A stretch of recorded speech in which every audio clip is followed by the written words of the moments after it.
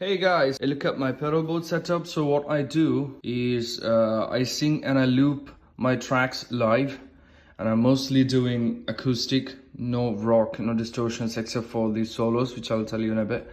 So my guitar goes into the tuner, and then it goes, I've got this, what's it?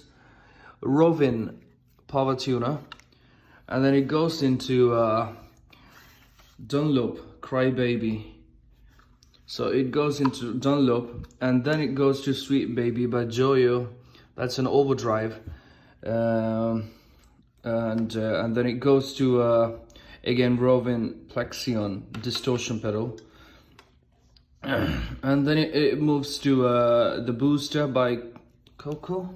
I don't know this brand. Yeah, it's a booster pedal by Coco, and then it goes to Behringer Ultra Octava for looping the bass, and it goes to Amon chorus pedal, then to Amon Echo, and then to, is that BC? I have no idea what the name of the brand is, but yeah, it's a reverb pedal, and then the whole thing, the whole chain goes into the input for of my loop station, Boss RC300.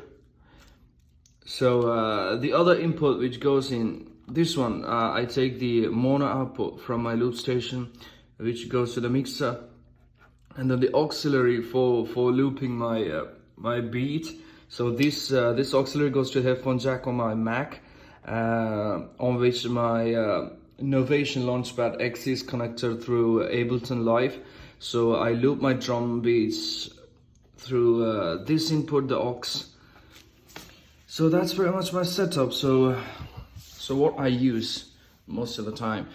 Most of the time my booster is on, because I like a bit of boosting, because I put the volume down for my instrument, but I put up the booster all the time because it gives that kind of a vibrant tone. So this is always on, and overdrive, Sweet Baby overdrive is always on, because I'm using electric guitar Telecaster, so I like a little bit of overdrive on it, like slightly, and yeah, and also reverb. Reverb is mostly on. Reverb is mostly on. So this booster, overdrive, and reverb, these are mostly on most of the time.